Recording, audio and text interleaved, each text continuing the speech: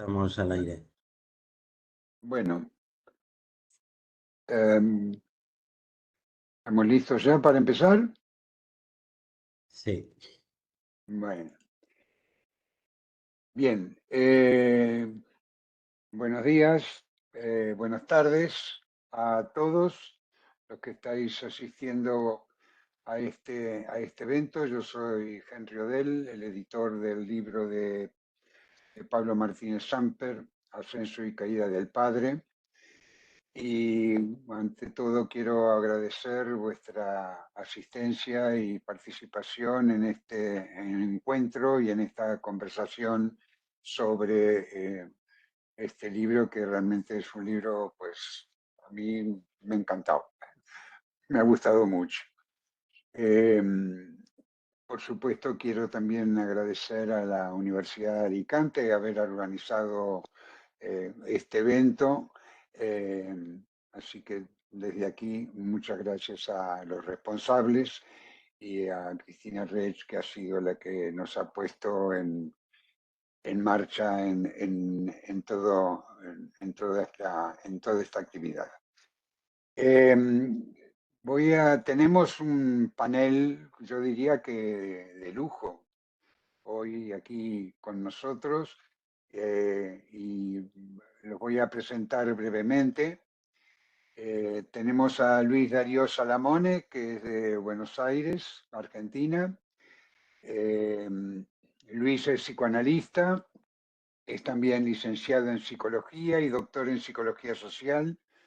Es miembro de la Escuela de Orientación Lacaniana y de la Asociación Mundial de Psicoanálisis y profesor de la maestría en clínica psicoanalítica de la Universidad de San Martín y de la maestría en teoría psicoanalítica de la Universidad Nacional de Córdoba. Es profesor honorario también del doctorado en Ciencias Sociales de la Universidad Nacional de Jujuy de Argentina y autor de numerosos artículos en libros y revistas, y también ha publicado varios libros, entre ellos El amor es vacío, Cuando la droga falla, Alcohol, tabaco y otros vicios, La aventura de un análisis, Un hombre y una mujer después del análisis, junto con Leda Guimaraes. Bienvenido, Luis, y muchas gracias por estar aquí con nosotros. También nos acompaña Juan Antonio Roche, de Alicante, España. Juan Antonio es catedrático de Sociología de la Cultura y de las Artes en la Universidad de Alicante. Ha sido coordinador de investigación del área de Cultura y Artes de la Asociación Europea de Sociología y es vicepresidente de la Asociación Española de Sociología de la Cultura y de las Artes. Ha sido invitado a dar conferencias y participar en actividades académicas, entre otras en la Universidad Nacional del Litoral y de Buenos Aires de Argentina, en la Universidad Pontificia Javeriana de Cali, Colombia, en la Universidad de Guanajuato, en México. Actualmente es codirector de la colección de Ciencias Sociales de Globalizaciones de la editorial Antropos de Barcelona y ha sido nombrado director recientemente de una nueva colección de libros de la Universidad de Alicante dedicada a la sociología de las artes y que se titula La lechuza sociológica de las artes. Me ha encantado el nombre.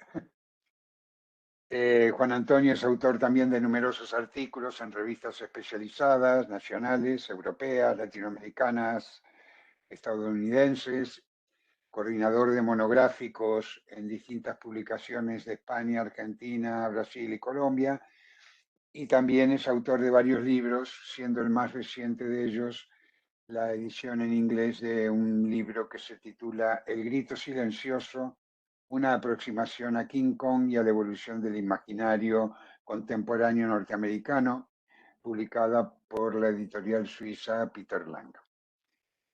Muchas gracias, Juan Antonio, por estar aquí acompañándonos hoy esta tarde. Por último, quiero presentar también a Alberto Ruiz de Samaniego. Alberto es de Vigo, España, es doctor en filosofía por la Universidad Autónoma de Madrid, magíster en Estética y Teoría de las Artes, también por la Autónoma de Madrid, y profesor titular de Estética y Teoría de las Artes de la Universidad de Vigo. Ha sido comisario, mejor dicho, ha sido comisario y crítico cultural en muchas exposiciones. Ha sido comisario también del pabellón español de la edición número 52 de la Bienal de Arte de Venecia en el 2007 y ha comisariado varias exposiciones de artistas y colectivos de arte contemporáneo.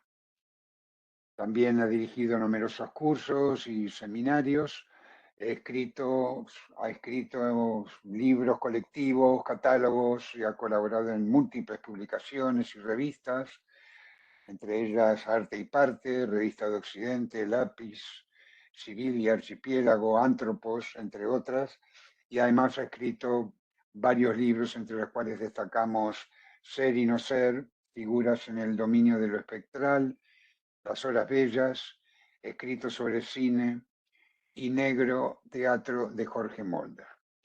Y también dirige una colección de la editorial Maya Bada titulada Larva. Bienvenido, Alberto, y también muchas gracias por acompañarnos. Y por último, presentaros al autor de este libro, a Pablo Martínez Samper. Pablo es licenciado en Filosofía por la Universidad Autónoma de Madrid y es doctor en Comunicación por la Universidad Pompeu y Fabra de Barcelona. Desde el año 2003 compagina su carrera profesional entre dos ámbitos paralelos que son la creación de audiovisuales y la investigación teórica en torno a la estética. En 2007 trabajó en la realización y montaje técnico del Pabellón de España en la Bienal de Arte de Venecia y en 2008 comisarió la exposición La escultura en Fritz Lang para la Fundación Luis Seoane de Vigo. Ha publicado artículos en libros y revistas.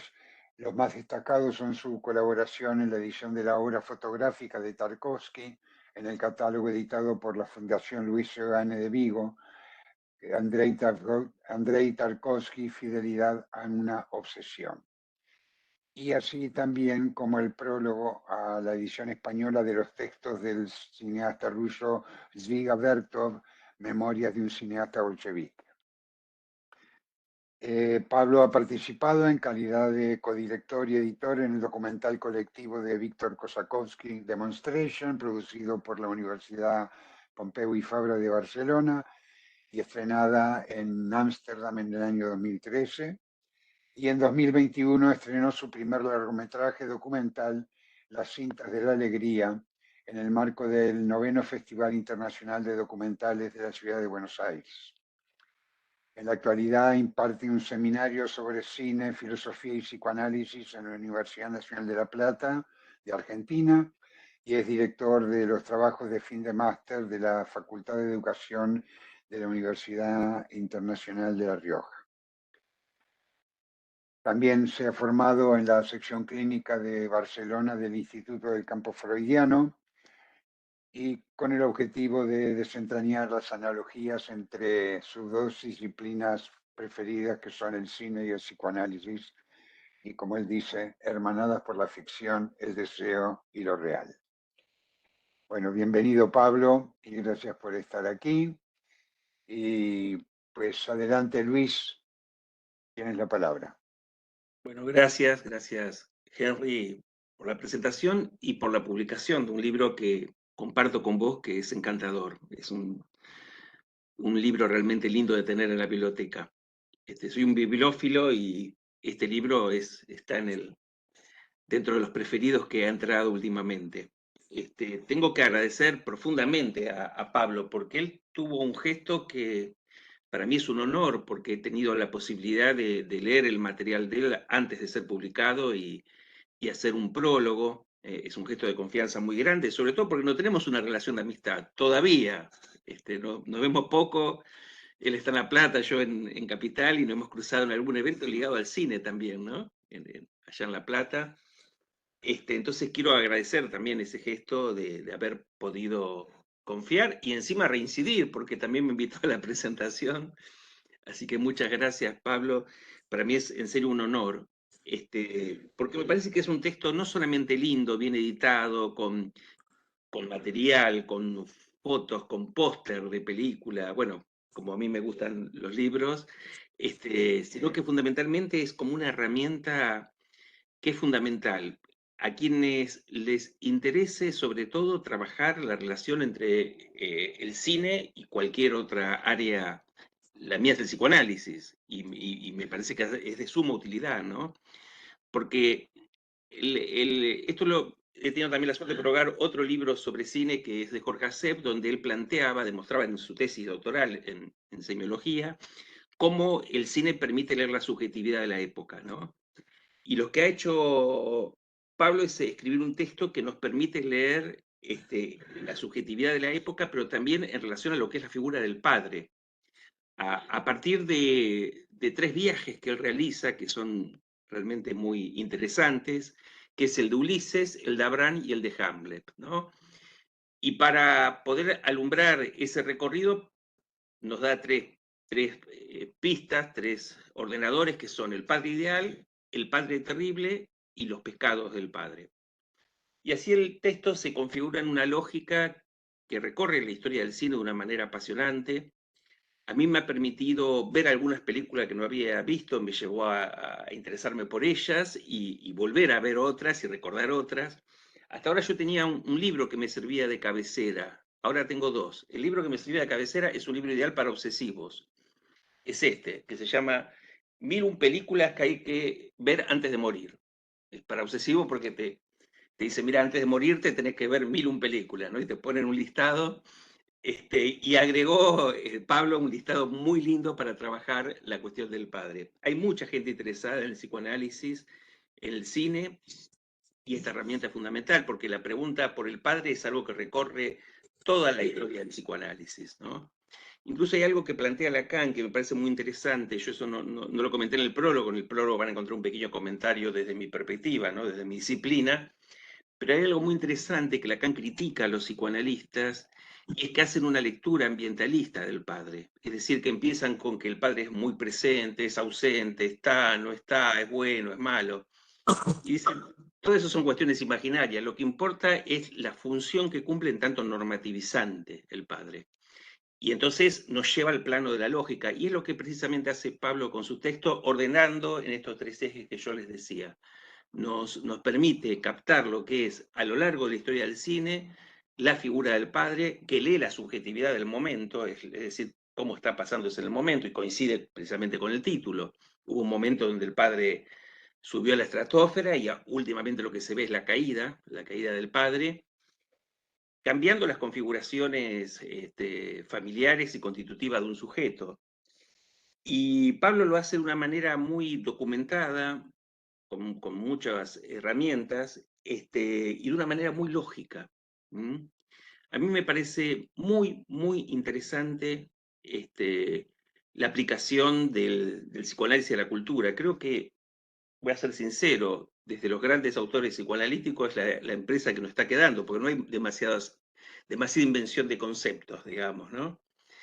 Últimamente yo me vi llevado a aplicar el psicoanálisis al rock and roll, a la música, ¿no? Y pienso sacar una serie de libros, ya salió el número 1, que se llama Psicoanálisis, Droga y Rock and Roll.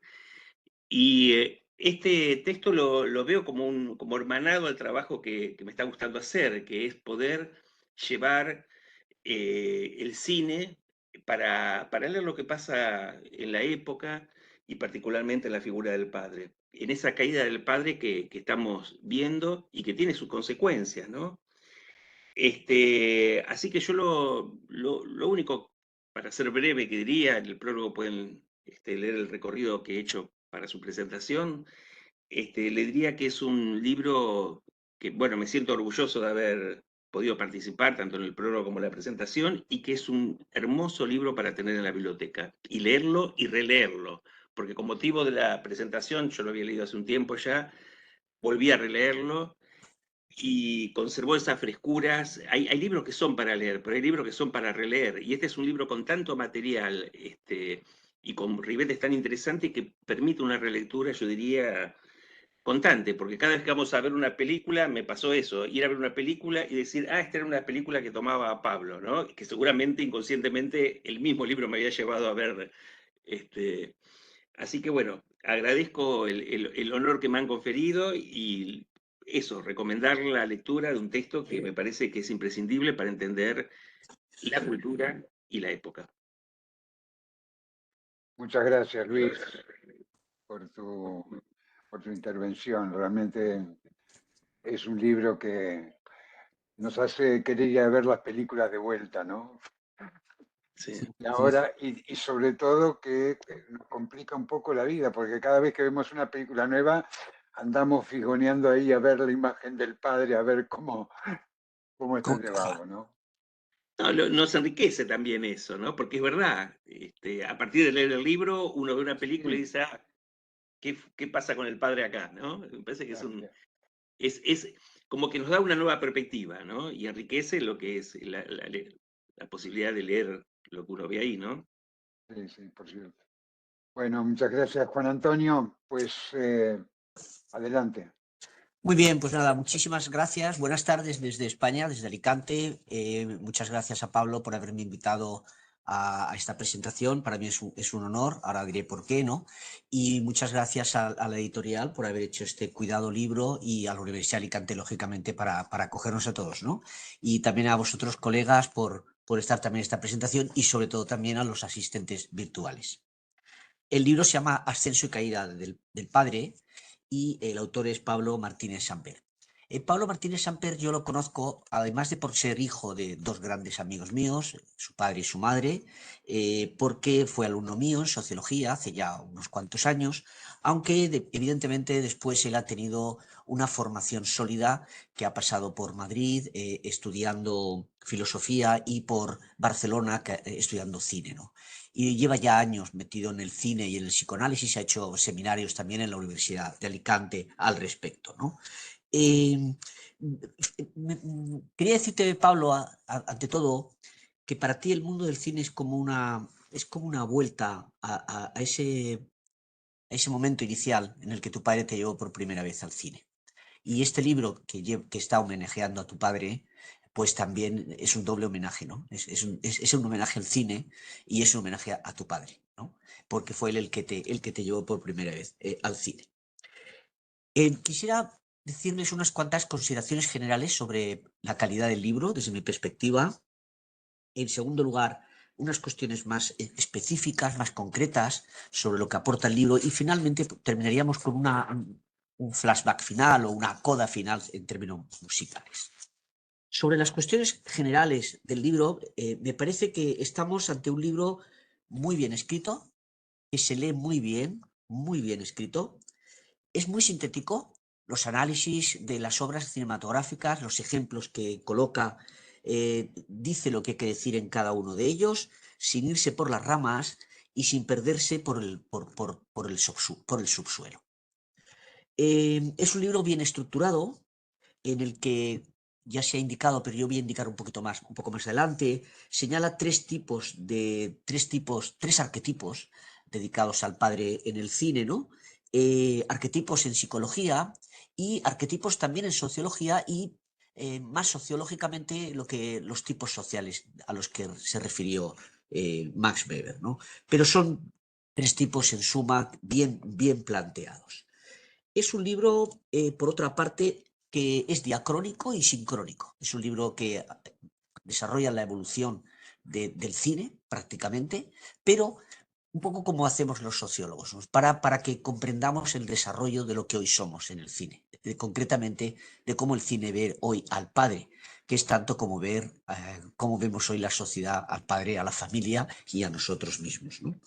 Eh, eh, Concretamente selecciona en general el cine norteamericano y el cine europeo, aunque también hay un apartado pequeño dedicado a Tarkovsky, ¿no? Pero fundamentalmente al cine norteamericano y al cine europeo, ¿no? Eh, También es un libro bueno en el sentido de que tiene una muy buena edición. Un ejemplo muy fácil. Tiene una letra grande que se lee muy bien. En tiempos como los de recortes generales en las ediciones se agradece muchísimo. Y además de todas las imágenes que lleva, ¿no? Sobre las cuestiones específicas, de manera sintética para no abusar mucho del tiempo, bueno, el libro está estructurado en tres partes fundamentales, empezada por un prólogo y por un epílogo, de los cuales permítanme que no diga nada porque no me corresponde a mí en estos momentos, pero a mí me parece que son ambos excelentes. Pero me voy a concentrar a la aportación del autor fundamentalmente. Tres partes terminadas con una conclusión. La primera, bueno, las tres partes se unen en la idea del viaje, y con tres personajes, digamos, de la literatura y tres personajes del mito religioso y tres personajes que en realidad son tres personajes arquetípicos que podrían formar parte de cualquier cultura del planeta, ¿no? La primera es el viaje de Ulises, donde él ha conceptualizado la idea del padre ideal. La segunda parte dedicada al viaje de Abraham, el padre terrible. Y la tercera, el viaje de Hamlet, los pecados del padre. Pero antes de detallar algunas cuestiones que él anuncia en este libro sobre algunas ideas importantes sobre cada uno de estos viajes, ¿no? Podríamos decir que cada figura del padre, cada figura del padre en realidad es una especie de hija del tiempo, como él dice, y que tiene unas características esenciales, que también las describe muy bien, ¿no? El viaje de las tres figuras, en realidad, dice él, es uno solo, ¿no? Porque podría parecer que es un montaje paralelo, porque en realidad viene a decir al final, lo que hoy somos es que estas tres figuras siguen de alguna manera presentes en la cinematografía y quizás también en nuestras vidas personales, como finalmente diré en la coda. Y una idea muy importante que él señala en el libro es que ha habido en el cine, sobre todo a partir de los años 70 del siglo XX, un cambio de paradigma desde esas películas en las que fundamentalmente el tema fundamental era el chico encuentra el amor o a la chica, ¿no? A un paradigma en el que, más moderno, en el que el chico encuentra o desencuentra al padre. En cuanto a las tres partes, veamos un poco en detalle cada una de estas figuras tal y como él las destina, muy sintéticamente y muy rápidamente.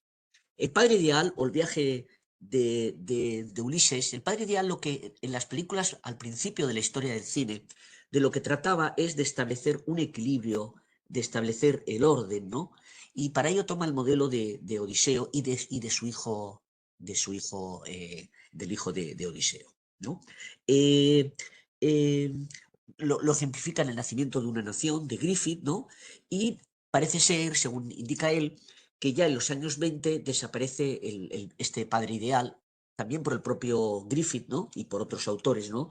Y dice él que es sustituido por su espectro, ¿no? Eh, y da paso a un hijo, a la mirada de un hijo, que no es sino un paso de cambio cultural profundo, porque la sociedad lo que quiere ya no es tanto el pasado del padre como atisbar un futuro. Fundamentalmente en ese gran país que en esta época, en estos momentos, a partir de los años 20-30, va desarrollándose para convertirse en la gran potencia económica y cultural del planeta. Ejemplifica la muerte del padre o la humillación del padre con distintas películas, hasta que este padre, en el segundo arquetipo que él alumbra, se transforma en un padre terrible, ¿no? Ejemplificado por el modelo del viaje de Adrán, ese mito religioso que intenta matar al hijo por sacrificar al hijo por orden de la divinidad, ¿no?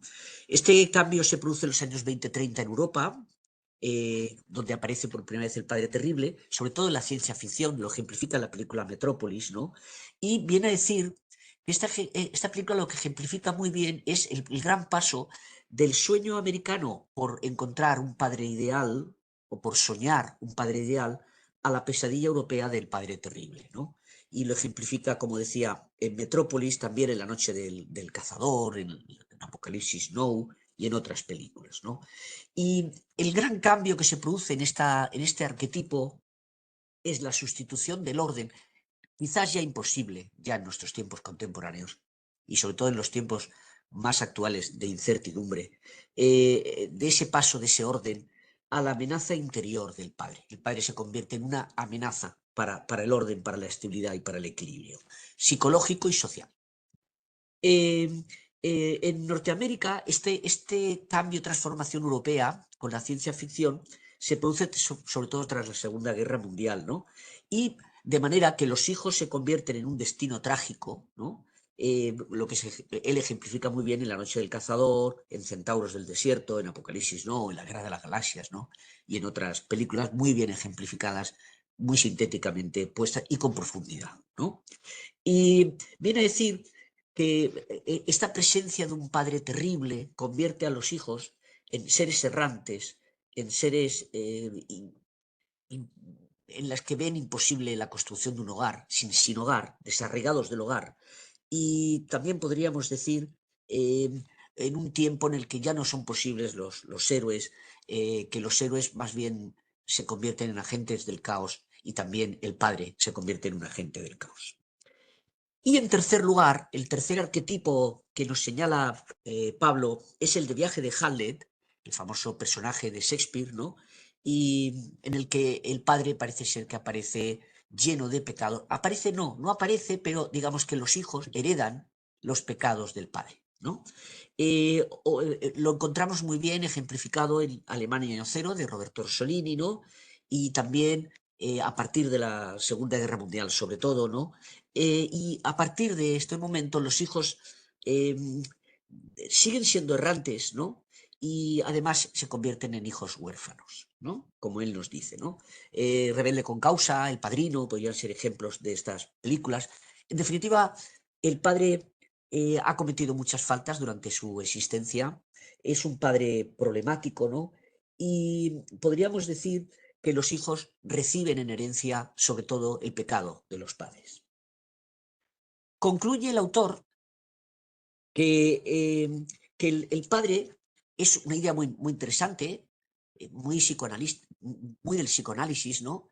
Y también en una gran parte de la sociología, por lo menos hasta los años 70-80 del estructural funcionalismo norteamericano, es una función y no una realidad biológica. Bueno, hoy sabemos que las realidades biológicas están, además, podrían estar cuestionadas por las nuevas tecnologías, con lo cual ya veríamos si las funciones van a seguir o no, ¿no? Pero ese es un tema que no nos compete hoy, ¿no?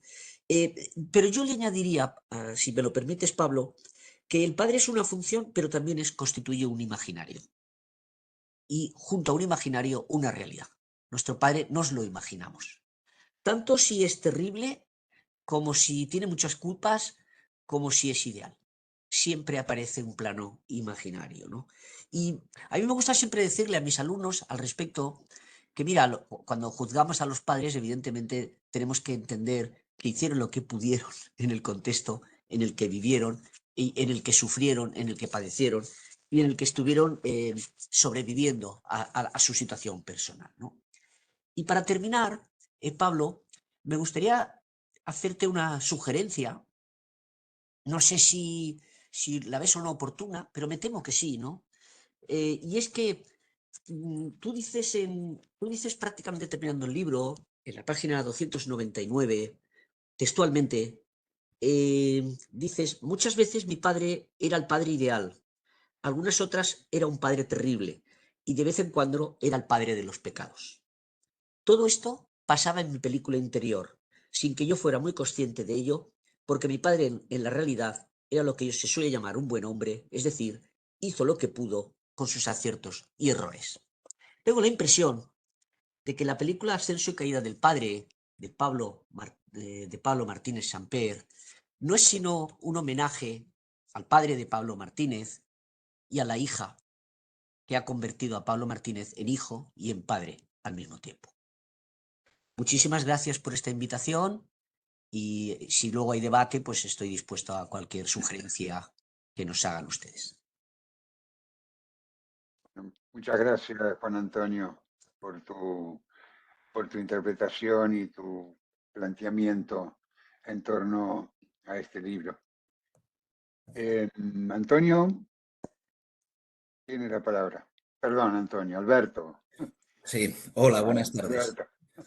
Buenas tardes a todos y bueno, pues en principio muchas gracias por invitarme, por supuesto, a Pablo Martínez Samper, con el que tantas cosas he compartido, a la editorial y a los asistentes virtuales, que veo que son en torno a 35, lo cual es un número estimable, ¿verdad? Bueno, como Pablo me conoce bien y sabe un poco lo que podría hacer o cómo podría actuar, ¿no?, en esta pequeña performance telemática, me colocó en último lugar y eso me da, por un lado, me da el beneplácito de no restringirme tanto al libro, porque sabía que el libro ya iba a estar explicado por mis los anteriores intervinientes, ¿no? En ese sentido, el libro, como dice uno de sus prologuistas, en este caso Santiago Fillol, que hace el epílogo al libro, el libro incita pulsionalmente a hacer lo que ha hecho Pablo, es decir, a participar en el mismo juego en el que Pablo se ha dilatado a lo largo de este maravilloso texto, ¿no? Es decir, a encontrar figuras o arquetipos paternos a medida que uno ve películas o a medida que uno tiene circunstancias determinadas en su vida, ¿no? Y eso es un poco lo que he querido hacer, es decir, hacer como si yo fuese Pablo, parafrasear a Pablo, copiar a Pablo, fusilar a Pablo y, en cierta manera, ser el hijo de Pablo y matarlo al tiempo que hago lo mismo que hizo él en su libro. En este caso lo voy a hacer muy resumidamente, no con las casi 300 páginas que tiene el libro de Pablo, que se leen, por cierto, en un suspiro, sino que lo voy a tratar de hacer en 15 minutos, no más.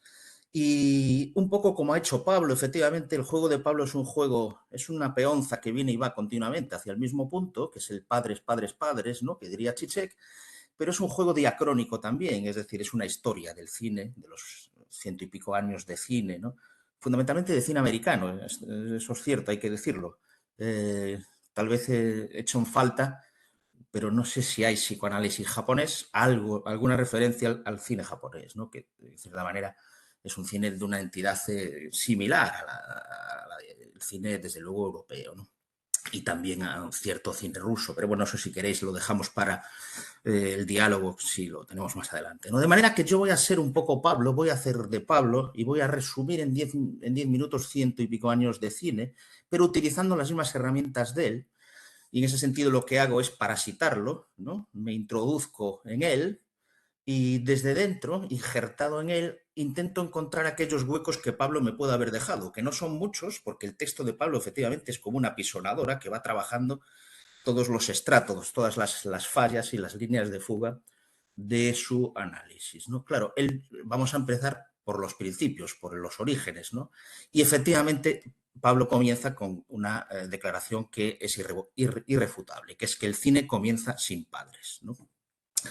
Es decir, que es hijo de adolescentes, huérfanos, si queremos, con una tremenda pasión vitalista, y que efectivamente no hay nada más que ver la forma en que estos jóvenes huérfanos analizan la figura paterna, ¿no?, en el cine mudo, en el slapstick de los inicios, ¿no? Y esa figura paterna efectivamente es una figura gordinflona, soez, imperativa, mostrenca, bigotuda, como el propio Pablo, veo. En el fondo es la encarnación un tanto caricaturesca del adversario del hijo, del adversario del adolescente, ¿no? Y en ese sentido, el padre siempre ensombrece el mundo del adolescente, es decir, el padre empobrece el mundo del adolescente. Bajo la mirada del poder paterno, la realidad está siempre rebajada a la mera supervivencia, a todo tipo de prejuicios, a asechanzas y ordenanzas, a legislaciones, ¿no? Bien, este legalismo del padre encaja muy mal con la mirada del joven outsider que nace con el cinematógrafo, ¿no? Este joven quiere, mucho más que empobrecer la realidad, aumentar, enriquecer su realidad con todo tipo de fantasías, con sueños más o menos increíbles. En el fondo está intentando construirse muy dificultosamente su propio presente y con ello tal vez su futuro, ¿no? De manera que hay un aspecto casi de nuevo romántico en estos pioneros del cine, ¿verdad?, en estos jóvenes outsiders que nacen con el cine, un nuevo romanticismo que no deja de revalorizar, y este es un rasgo que yo creo que aprecio muy claramente en los orígenes, de revalorizar lo grotesco o el género grotesco, ¿no? El cine de los orígenes entronca en buena manera con cierta idea del carnaval, en el sentido bactiniano, ¿no? de carnaval, es decir, una fuerza muy poderosa de liberación que somete un universo hasta entonces petrificado al movimiento, a la movilidad, ¿no? De manera que estos inicios son también inicios, digámoslo así, carnavalescos, como digo, en el sentido más bactiniano, ¿no? Pero claro, no hay carnaval sin cuaresma, ¿no? No hay transgresión sin ley. Y hay muy pronto ya este hijo del libertinaje, si queremos, este hijo debe medirse siempre con la ley del padre, ¿no? Decía el filósofo Ortega aquello famosísimo de yo soy yo y mi circunstancia, ¿no? Y leyendo el libro de Pablo, se me ocurrió pensar que yo soy yo y mi circunstancia quiere decir yo soy yo y mi patrimonio, es decir, mi padre, su casa, mi herencia. Y ese patrimonio es mi circunstancia, ¿no? Lo que envuelve pues al sujeto, el circunstante, deja de ser ese líquido maternal, ese líquido amniótico, para convertirse en el magma turbio de la obligación hacia el padre. Por eso, tarde o temprano, el cine tiene que escribirse bajo esta lógica patrimonial, hacia esta lógica patrimonial o contra esta lógica patrimonial, ¿no? Yo encuentro, por diferenciarme un poco de Pablo, yo encuentro dos vías en esta lógica en relación con el patrimonio, ¿no? Dos vías que pueden converger, pero que en principio son diversas, son diferentes.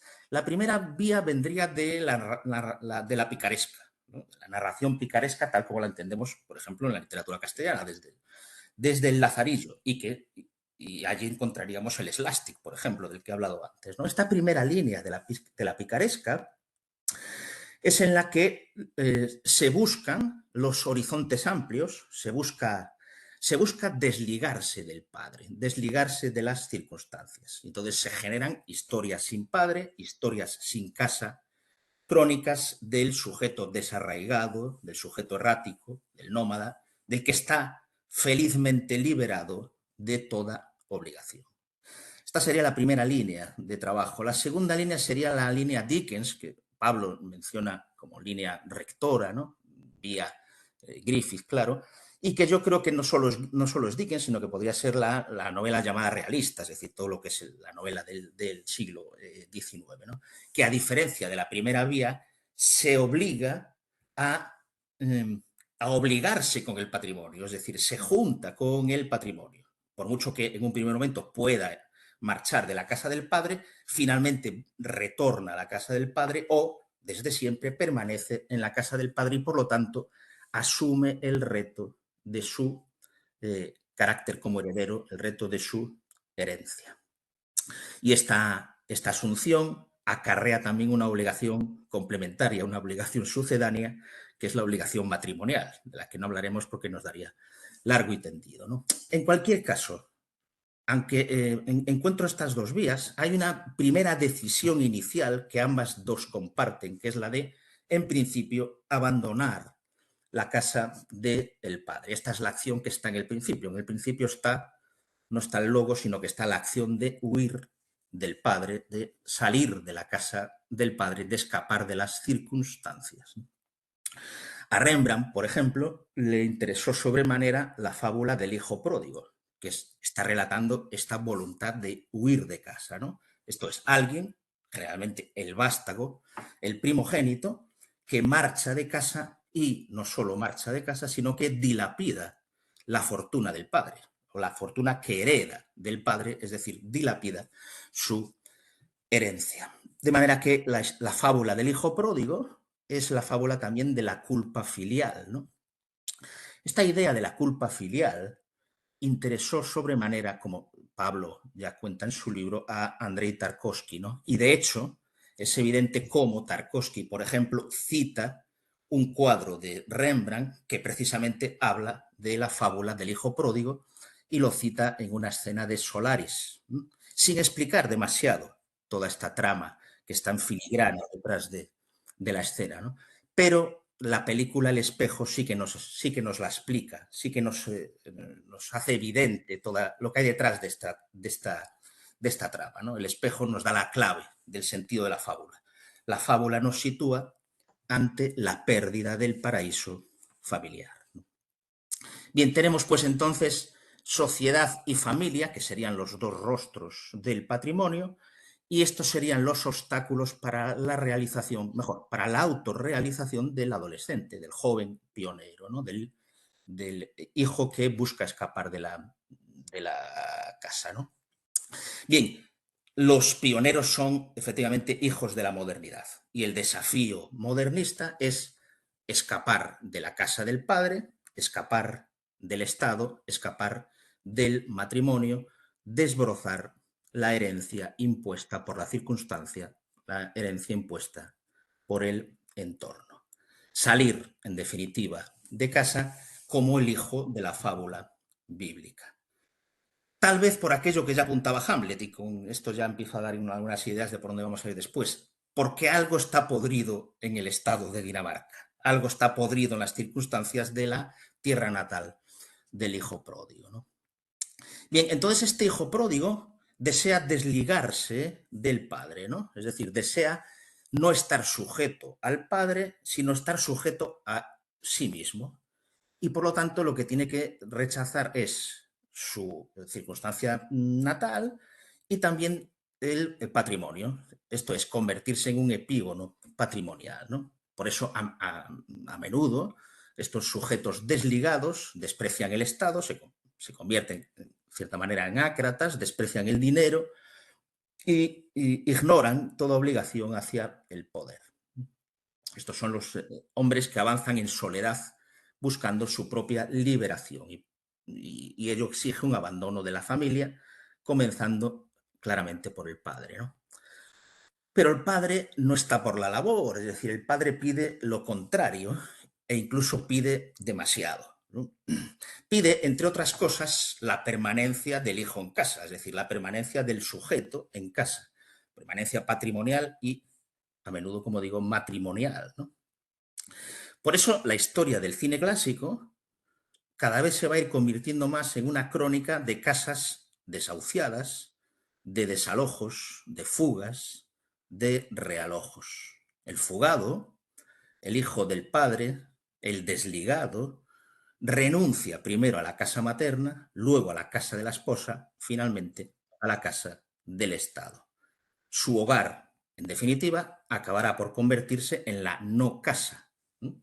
Eso que los alemanes llaman Unheimliche, ¿no? Lo que ha perdido su hogar natal, lo inhóspito, lo que se ha traducido malamente como lo siniestro. Su destino, el destino siniestro de estos sujetos desligados, será el maleficio de la intemperie. Y por eso el cine clásico finaliza, como finaliza el siglo, con todo tipo de sujetos ya desdibujados, siluetas de trayectorias ingrávidas, individuos como el que, por ejemplo, protagoniza París, Texas, ¿no? Hemos llegado pues al final, tal vez del cine, al final del cine moderno, con este tipo de trayectorias de ingravidez, ¿no? En ese sentido, por ejemplo, Blue Velvet, se me ocurrió cuando leía el libro de Pablo, ¿no?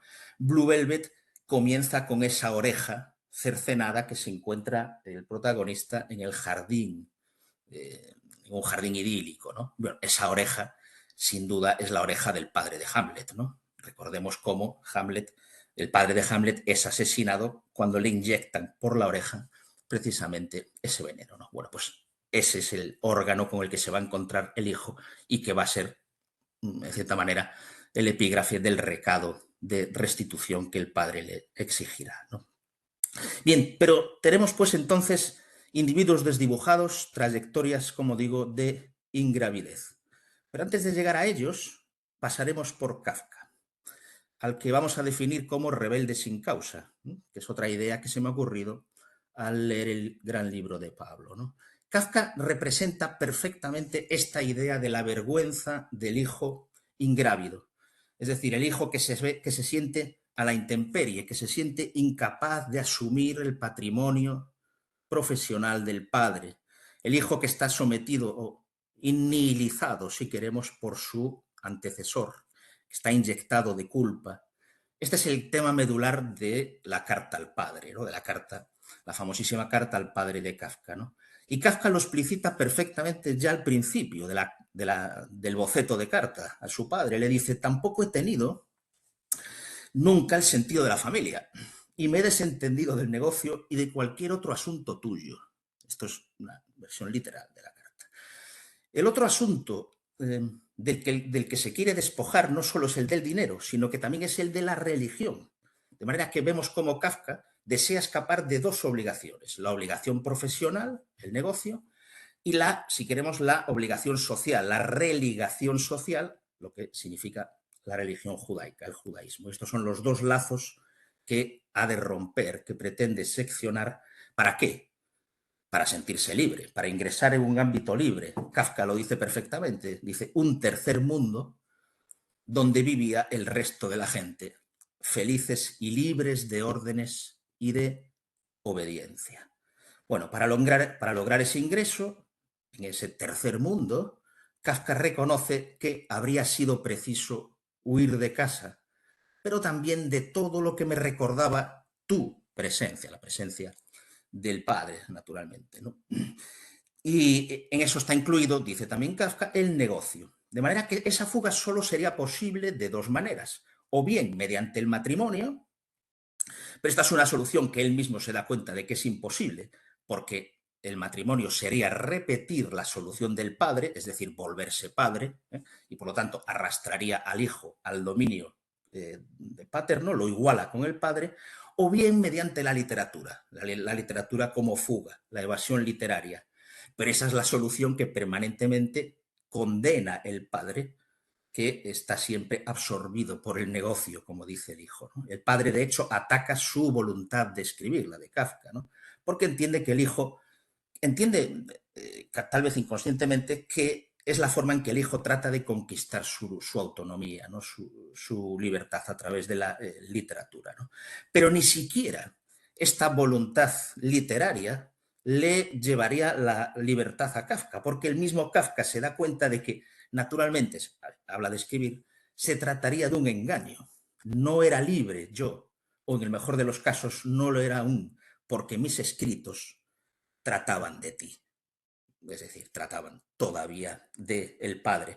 Por eso el mismo Kafka se imagina la respuesta que le daría al padre al final de la carta. Le diría al padre: si no me equivoco mucho, sigues viviendo a costa mía con esta carta. Bueno, el final es extraordinario, ¿no? Y el mensaje me parece que es clarísimo y fulminante, ¿no? La literatura del hijo necesariamente parasita, vampiriza y es vampirizada siempre por el patrimonio del padre. Esto es, no hay escapatoria posible, ya sea hacia el patrimonio o ya sea contra el patrimonio. En cualquier caso, no hay forma de escapar de los predios del padre.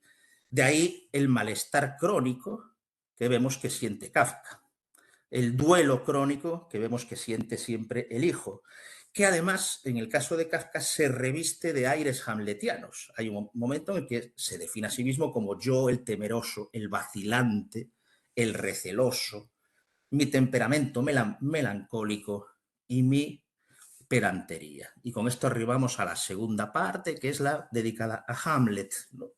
Claro, Hamlet es efectivamente el que debe malamente soportar la sombra impenitente que lo culpabiliza. La sombra del padre, la figura sombría que retorna doblemente, ha de retornar dos veces, porque parece ser que el espectro percibe las dudas de su hijo, y también como una especie de fisura, de falla, que impide que el relato se cierre, ¿no? Como diría Lacan, es la mancha que empaña siempre el cuadro, ¿no? De manera que ese espectro que se le aparece al hijo le recuerda siempre que por mucho que la ley del padre pueda estar quebrada, ha de cumplirse siempre de todo punto. Esta es sin duda la función de los espectros en las obras de Shakespeare, pero bueno, no nos remitiremos a ello si queréis en el comentario final colectivo. Bien, pero esta situación hamletiana es efectivamente la situación del cine tardomoderno, si queremos. Es decir, es la situación de los cinephils, ¿no? Que diría Serge Daney, es decir, de los hijos del cine o de los cinehijos. Esto es, de los cineastas que nacen, bueno, que empiezan a trabajar en torno a los años 60. Esta es la generación de los Spielberg, de los Scorsese, de los Coppola y de Serge Daney también, ¿no? Como crítico, ¿no? Y claro, esta situación hamletiana es hamletiana porque ellos desean seguir siendo hijos del cine pionero, ¿m? Y desean seguir siendo hijos tal vez porque sienten que no están, a la manera en que lo sentía Hamlet, que no están preparados todavía y que necesitan que el padre siga existiendo, que el padre exista de nuevo. Pero eso también lo saben ellos, ello ya no es posible, esto ya no es posible, ¿no? En el sentido de que Hamlet ya no es el padre, significa o encarna mejor un temperamento muy distinto al del padre, porque es un tiempo ya muy distinto al del padre, ¿eh? ¿Por qué Hamlet duda? ¿Por qué vacila? ¿Por qué siente malestar? ¿Por qué el carácter dubitativo de estos hijos del padre de Hamlet? Bueno, Goethe y Brecht lo dijeron muy claramente, porque Hamlet fue a la universidad, ¿no? Es decir, porque están dotados de mucha más racionalidad de la que estaban los padres pioneros, ¿no? Y este carácter dubitativo se debe a esa mayor racionalidad. Hamlet, como Spielberg, como Scorsese y compañía, ya han ido, a diferencia de sus padres, a la universidad. Y por lo tanto ya no creen tan fácilmente en fantasmas, ¿no? Ya no, ni creen ni tal vez quieren creer en fantasmas. Esto es, ya no creen en la fuerza irracional y verdadera de los espectros. Este es también lo que afecta a su sensación con respecto al cine, ¿no? Al cine moderno. Ya su relación con el cine está dictada por un juicio crítico, por una actividad crítica, ¿no? Y en ese sentido son, si queremos decirlo así, mucho más nihilistas y antitrascendentes de lo que eran sus padres, ¿no? Y esto es lo que se evidencia, por ejemplo, en Hamlet cuando visita el cementerio, ¿no? Frente a la calavera de Yorick, ¿no? Lo que se evidencia es que ya no hay trascendencia, es que no somos nada, ¿no? Sin Dios, sin trascendencia, los espectros pierden toda su fuerza, los espíritus del trasmundo ya no tienen ningún poder, ¿no? Bueno, pues nuestro tiempo es este momento, efectivamente, el de los hijos hamletianos, ¿no? Yo lo denominaría con el nombre de una novela de Dickens, ¿no? Que es Casa Desolada, ¿no? Bleak House, ¿no? Porque efectivamente las películas de nuestro tiempo están llenas de casas desoladas, de presencias aplazadas, dilatadas, de herencias extraviadas, ¿no? Y lo que han intentado los filósofos contemporáneos más lúcidos es tratar de construir esa casa, si queremos, ¿no? O de arrasar esa presencia desolada, como si eso fuese posible, ¿no? Como si esa tarea fuese posible, ¿no? En el fondo, Lacan y Derrida cuentan la misma historia que muchos films de hoy en día, la historia del padre perdido, de la patria perdida, de las presencias perdidas, de las propiedades perdidas, como decíamos, la casa desolada o el deseo extraviado, el sujeto en fuga. Pero este sujeto en fuga, este sujeto desligado, fatal, trágicamente, se verá obligado a consensuar con el fantasma del padre. Se verá consensuado a contar con el espectro del padre, a recordarlo, a dialogar, en definitiva, a consensuar, como digo, con el espectro. No cabe, pues, otra posibilidad más que habitar y consensuar con el espectro. Entre otras cosas, por aquello que ya sugirió Barthes de una forma muy lúcida, habiendo visto precisamente una película, City Girl, de Murnau. Y Barthes decía lo siguiente: la muerte del padre suprimió muchos de los placeres de la literatura. Si ya no hay padre, ¿para qué seguir contando historias? Todo relato no se vincula con el de Edipo. Contar no es siempre buscar el origen, decir sus querellas con la ley, entrar en la dialéctica del enternecimiento y del odio. Bueno, esta idea de quejarse de que el padre ha muerto me hizo recordar inmediatamente, porque también Pablo lo recuerda, pero voy a ampliarlo un poco más, me hizo recordar la famosa escena del adolescente que construye la campana en Andrei Rublev, ¿no? Sabemos que el adolescente en realidad no sabe cómo se construye una campana porque el secreto de la construcción de la campana lo guardaba su padre, pero el padre, maldición, ha muerto antes de trasladarle al hijo el secreto y se lo ha llevado a la tumba. Y por lo tanto el muchacho, muerto de miedo a la hora de probarse, siente el abandono del padre. Se queja de haber sido abandonado por su padre. Y lo que estaba diciendo Tarkovsky continuamente es esta idea del hijo abandonado por el padre, de la falta del padre. De hecho, sabemos que no solo por motivos biográficos, Tarkovsky estaba obsesionado por este abandono del hijo por las manos del padre, ¿no?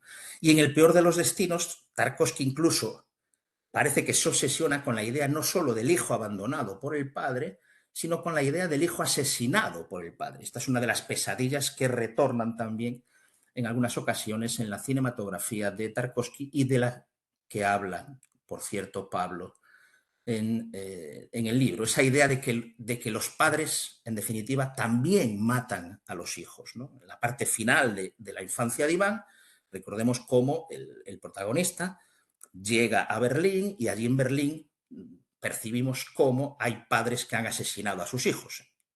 Sintomáticamente, Goebbels asesina a sus 4 hijos y otra serie de padres anónimos.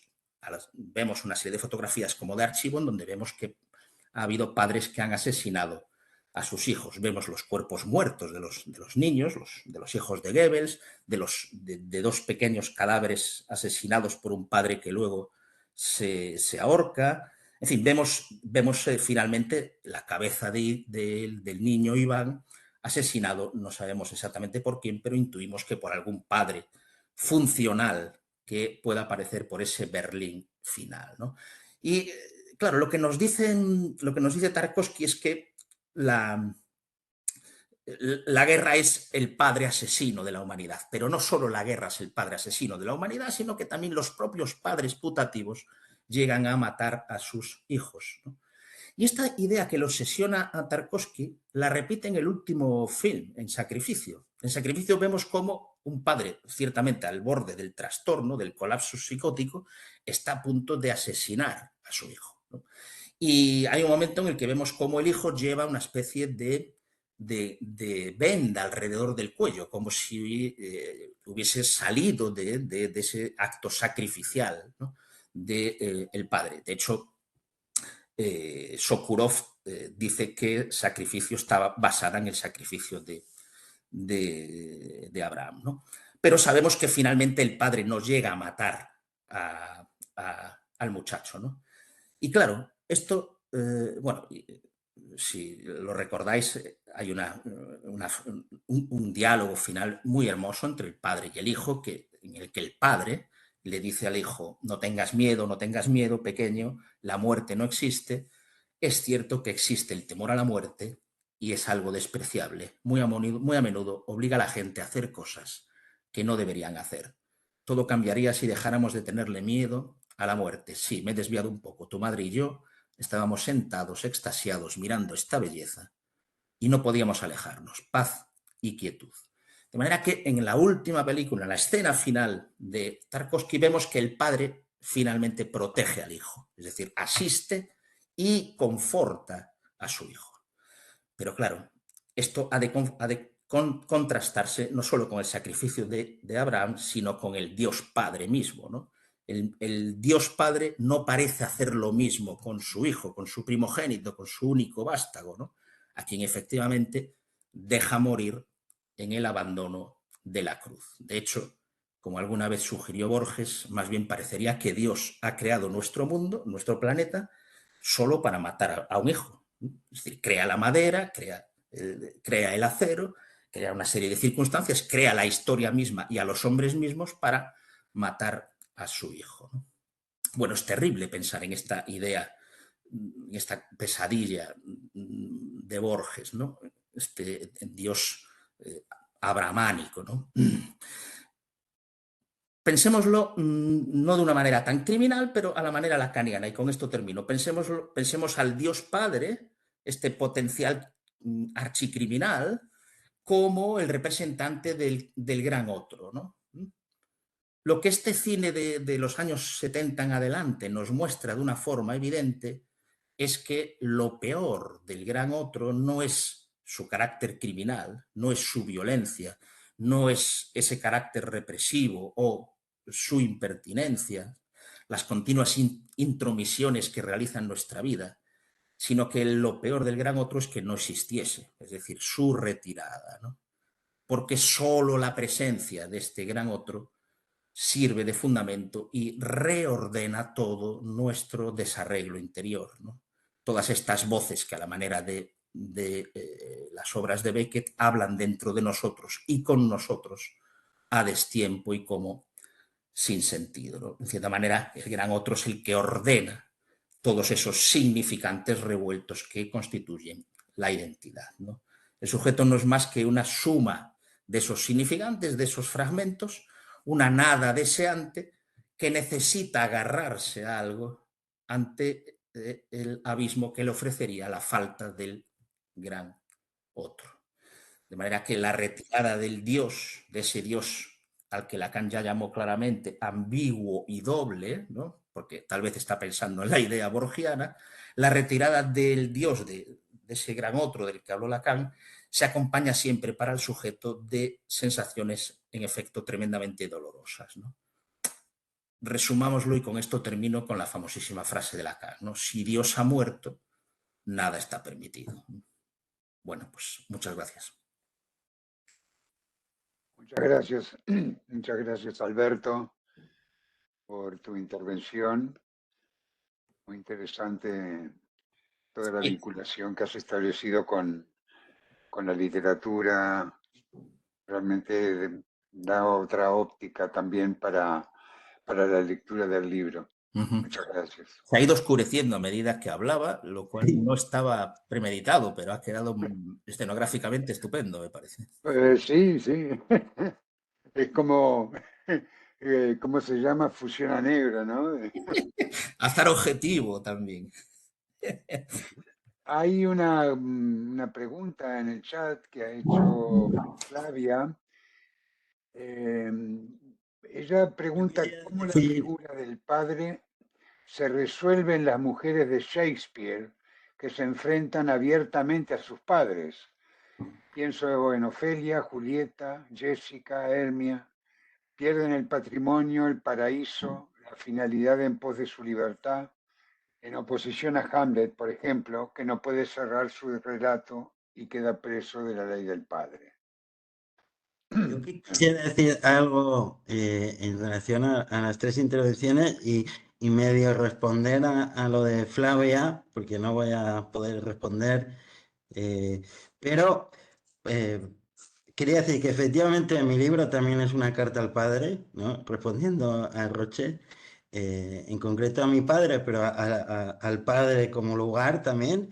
Y después que mi ideal imposible, incumplido, al menos hasta este momento, pero al que el libro tiende, es precisamente lo que ha señalado Luis, de hacer un psicoanálisis de la cultura, ¿no? Y creo que él se acerca y creo que es hacia donde yo apunto. Este es como un primer paso. Y para también contestar a lo de... No, porque la intervención de Alberto me ha dado pie a pensar por qué esa limitación al cine norteamericano y europeo, ¿no? Sin duda es una limitación de gustos, pero creo que también es una limitación estructural en el sentido que el cine es el único arte que está en esa tensión de no salirse del padre, entendiendo al padre en el arte como ese lugar ordenador, ¿no? Como hay algo que empieza y acaba. Claro, si nos vamos a Joyce, como fue Lacan, eso ya no es literatura, ahí ya no hay relato, Sin embargo, el cine es el único arte que permite sostener la tensión, que el deseo de salir de casa, como bien dijiste, como así empieza el cine, pero a la vez la imposibilidad de salir, ¿no? Yo creo que el cine norteamericano o incluso el europeo, ¿no? Yo vi hace poco la última Palma de Oro en Cannes, que se llama Anatomía de una caída, pero que es la anatomía de la caída del padre también, ¿no?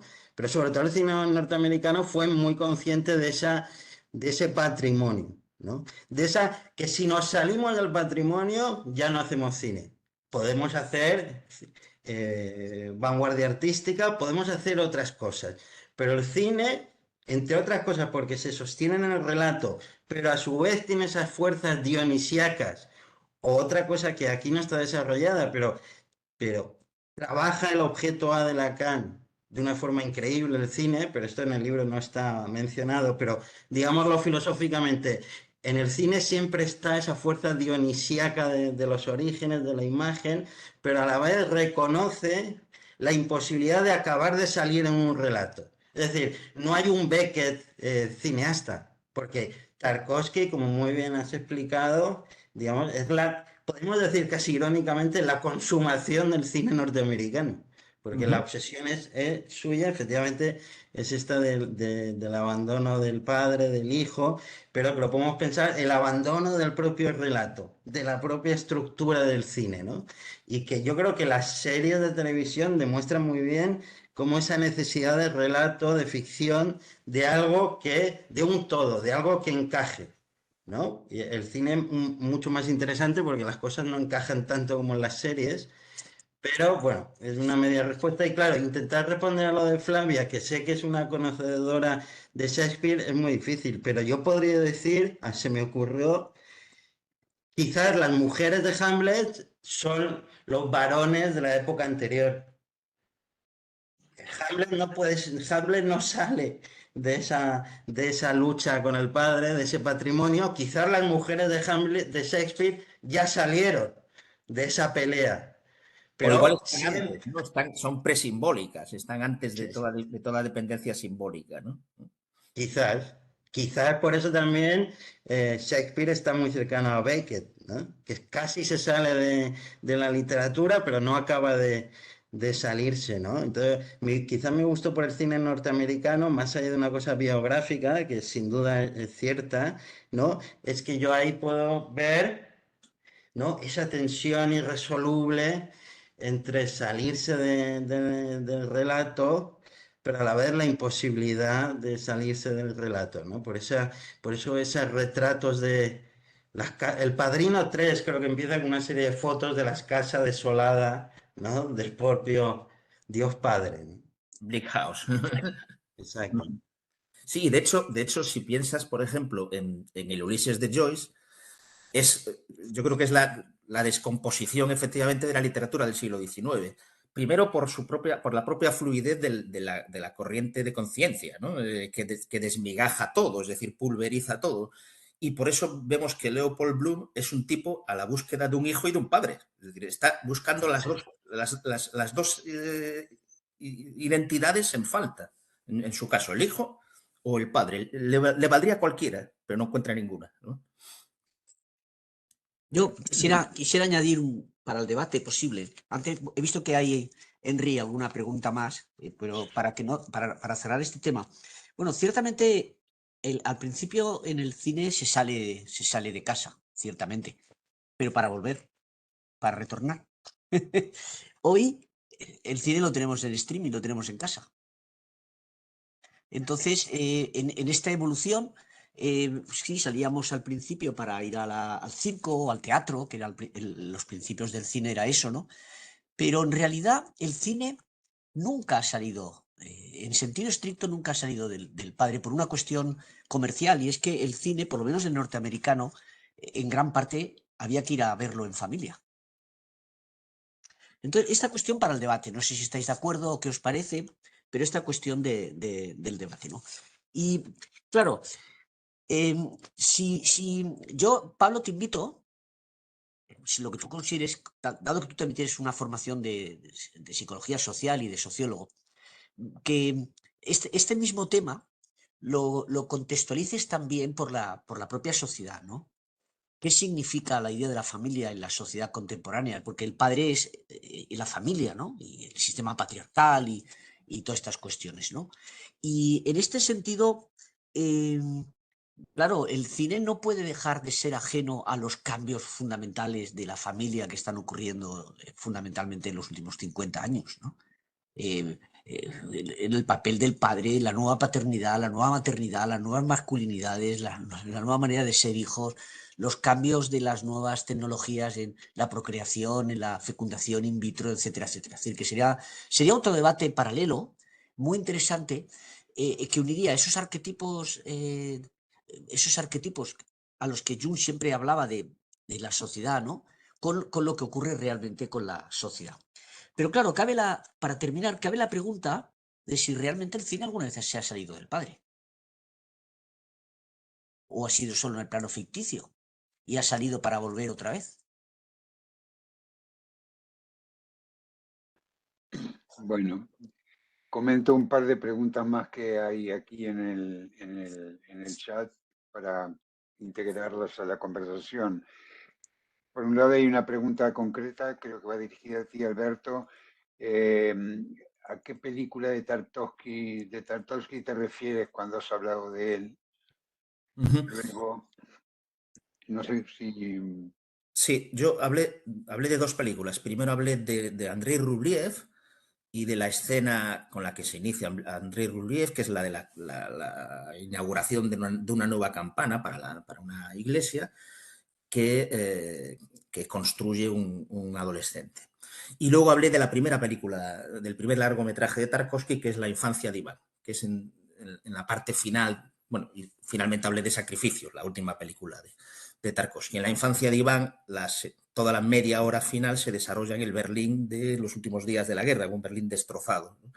Poblado de cadáveres. Entonces el protagonista descubre allí la muerte del niño, del protagonista llamado Iván de la película. Y finalmente, en la escena también casi final de Sacrificio, antes de que el padre queme la casa, su propia casa, la casa paterna, tiene esa conversación con el hijo, con ese hijo que no sabemos muy bien si son unas heridas o a qué se debe que su cuello esté vendado, esté protegido, curado, ¿no? Tal vez de una violencia anterior realizada acaso por el padre. Luego hay otra pregunta que dice si sobre Kierkegaard hijo, clausurando su descendencia, hay alguna película relativa a ello. Y luego un comentario de Miguel que dice, el adolescente no rechaza su patrimonio, sino que lo niega. Y esa acción, al tiempo que lo libera a nivel de pensamiento, lo sujeta al retorno de lo reprimido. Sí, totalmente de acuerdo con Miguel en esa última apreciación. Precisamente por eso uno nunca puede escapar del patrimonio, ¿no? Precisamente por eso es imposible deconstruir totalmente la casa del padre. Es imposible arrasar absolutamente con la casa del padre y empezar ex novo, empezar desde cero, ¿no? Hay impepinablemente siempre el retorno de eso negado, ya sea en la figura del padre culpabilizador o ya sea en la figura del padre terrible, en el peor de los casos, ¿no? Sobre lo de Kierkegaard desconozco si sea una película. Posiblemente en el cine nórdico indudablemente hay, ¿no? Y tal vez Bergman también tenga... Huellas de Bergman, huellas. Posiblemente huellas en Bergman. Sí. Estas figuras oscuras. Aclara, digamos que no tanto sobre Kierkegaard no tanto sobre Kierkegaard de modo explícito, pero en una atmósfera kierkegaardiana, como Pedro el Afortunado a su referencia, ¿no? Luego Sergio pregunta si la caída del padre es el equivalente a la caída de la ley, recordando la serie de Los Sopranos. Pablo, ¿tú qué piensas? Esto me niego a responder primero porque no lo sé y segundo porque está Luis aquí, pero solo medio responder que es Es que yo no quise entrar a estas... O sea, yo quise solo hablar de cine y que de rebote cada uno pudiese hablar de sí mismo, pero en un punto lo que está claro es que Los Sopranos es un ejemplo perfecto del fin de los grandes relatos. Y en un punto de la caída del padre y de la caída de la ley. Pero esto es lo que yo puedo decir solo. No sé si Luis quiere decir algo más.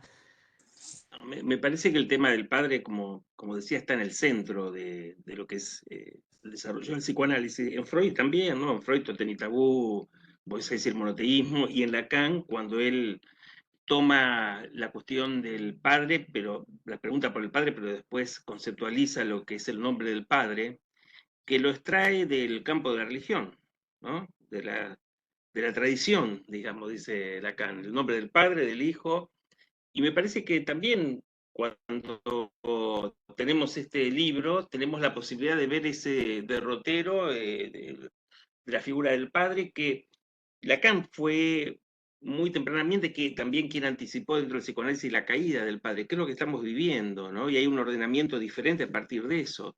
Seguramente va a haber una sociedad diferente y el cine está dando cuenta también de eso.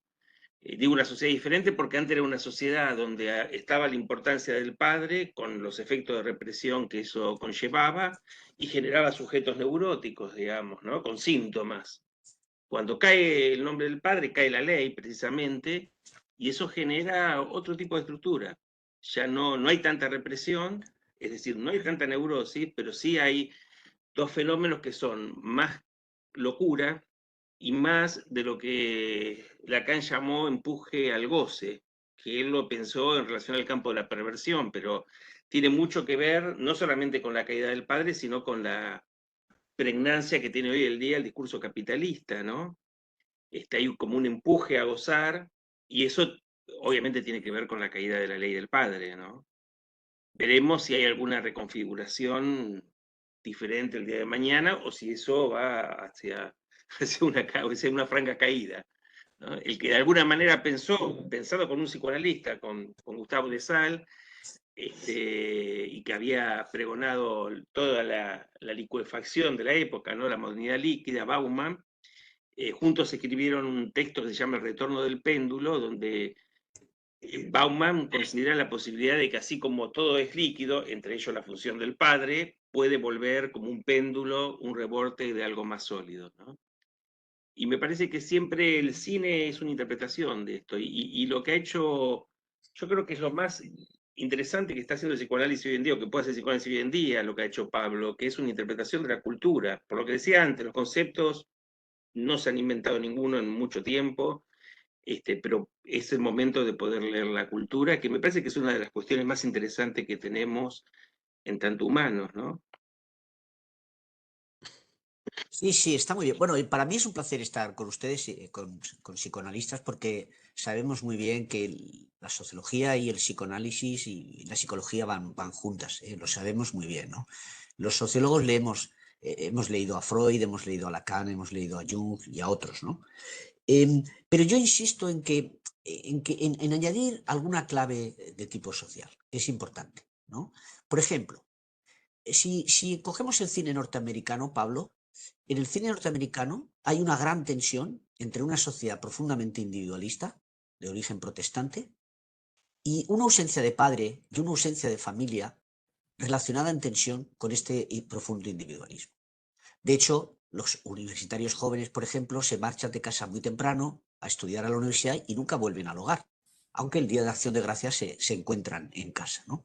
Y ahí tenemos una explicación sólida, o una de las probables sólidas, de por qué en el cine norteamericano, sobre todo Spielberg y compañía, en estos autores, está la ausencia del padre y la vuelta al padre, y el Darth Vader y todas estas cuestiones, ¿no? En Europa sería más complejo, aunque en Europa estaría el modelo mediterráneo, en el que la presencia del padre y de la familia es más poderosa, y el modelo centroeuropeo nórdico, donde la sociedad individualista de cuño protestante también tiene mucha fuerza y mucho peso, ¿no? Y ahí tendríamos variables que podrían explicar estas cuestiones. No, está claro que tu libro no va de eso, y es legítimo. Tu libro va muy bien como como decía Luis, de la cultura, pero claro, la cultura no se puede, no es un ente inmanente desplegado de lo que ocurre a nivel social. Entonces, a nivel social tenemos también explicaciones que indicarían por qué de estas cuestiones, ¿no? Pero yo remito para terminar a la última idea que tú vienes a decir casi al final del libro, y es que los tres arquetipos están juntos, ¿no? Están juntos en tu película interior, ¿no? Dices, ¿no? E insisto en que quizás es posible que esto sea así porque el cine como arte realmente no se ha desplegado, no se ha desprendido totalmente del padre, no ha eliminado al padre, no se ha expulsado al padre. El padre está de una manera o de otra, está presente. ¿Por qué? Porque el cine fundamentalmente, desde su origen, es un arte familiar, fundamentalmente. Y también individual, sin lugar a dudas, pero también familiar, ¿no? Bueno, a modo de sugerencias, que no sé si son o no oportunas hoy, yo insisto en que a mí el libro me ha gustado muchísimo, y yo te felicito por eso, Pablo, y creo que era un libro necesario. Si te animas a publicar otro libro con un tono más social en la colección que yo tengo en la Universidad de Alicante, con muchísimo gusto, ¿sabes? En fin, para el debate. Me estás haciendo la competencia, Juan Antonio. Ay, te pido disculpas, Henry. De todas maneras, has hecho una buena edición, francamente te lo digo, porque hoy los libros aquí, por lo menos las letras pequeñísimas, los costes de edición, no sé cuántos, lo has hecho con amor, se nota muchísimo. La Y verdad es que sí. eso tiene su público, tú, entre nosotros. Por ejemplo, yo aquí Agradezco. sí que para el cine, no para la vida real, aunque esta distinción es compleja, ¿no? Pero para el cine sí que equipararía el padre al relato o a la ficción. Y por lo tanto, el cine, a diferencia del arte de vanguardia, nunca va a salir del padre. Bueno, o el cine que a mí me gusta, ¿no? Yo, obviamente también me gusta Beckett, pero no es fácil todos los días ver una obra de Beckett. Sin embargo, es muy fácil ver una obra de cine porque da otras satisfacciones muy cercanas al sentido, ¿no? Y entonces el cine ahí nunca va a salir del padre si entendemos al padre como ese marco organizador del sentido, ¿no? Y en eso estaría de acuerdo que el cine nunca va a poder salir a mi gusto para bien, quizás para otros para mal, ¿no? Esa utopía de los surrealistas que querían, ¿no?, revolucionar el cine, quizás ahí los cineastas soviéticos lo tuvieron más claro, ¿no? No, solo hay que perfeccionar al cine norteamericano, ¿no? Que es el ideal de Einstein, que lo tuvo clarísimo, ¿no? Que simplemente es llevar más allá las potencias internas del cine, ¿no? Pero eh, por eso yo tenía la figura de Kafka para intentar construir una figura aplicable al cine, pero me fui imposible. Fui incapaz de construir una figura similar con Kafka, porque claro, Kafka es la disolución de todo esto, ¿no? Y entonces no, quizás Kafka podría servir de paradigma para otras artes, pero para el cine, que es un arte netamente clásico o conservador en el mejor de los sentidos, Kafka no acaba de funcionar, porque de hecho los grandes relatos de Kafka son inconclusos. Él no pudo cerrar el relato. Pues tenía ese problema con el padre. Puede cerrar los cuentos, que son de otra índole, pero él no pudo cerrar sus novelas, ¿no? Ni Porque siquiera los tenía que cuentos ver tampoco, ¿no? Ni siquiera los cuentos los pudo terminar, Son algunos de incluso cerrar. fragmentarios en buena medida, ciertamente.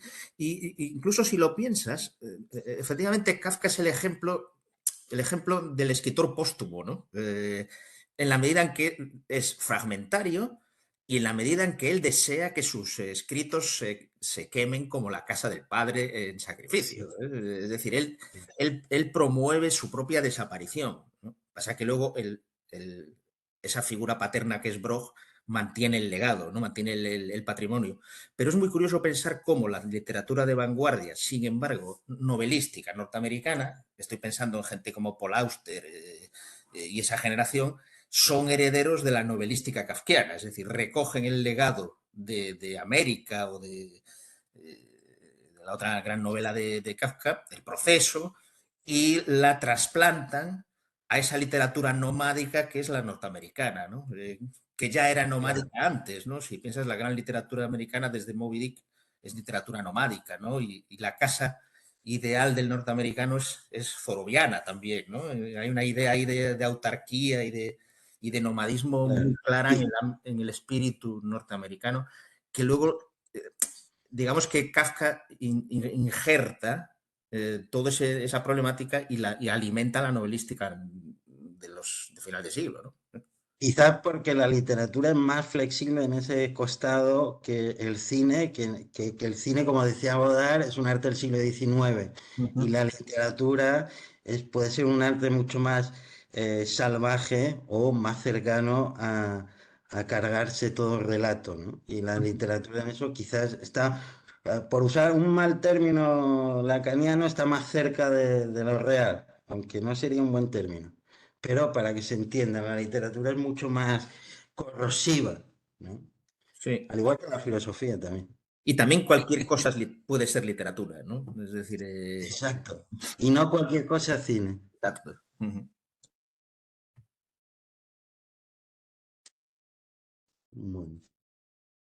Bueno, para mí ha sido un placer escucharos y os doy las gracias, ¿no? Porque por estas intervenciones que se quedarán, ¿no? Luego en el universo espectral del padre del Internet. Espero que lleves a tu hija al cine, por cierto. Sí, la llevo todos los días y como buena hija siempre se sale. Nunca acaba las películas. Siempre se sale antes. Como las mujeres en Shakespeare, ¿no? Exacto, se sale antes de que se cierre el relato. Dije, bueno, ya está, lo he entendido, me quiero ir. Bueno, creo que ya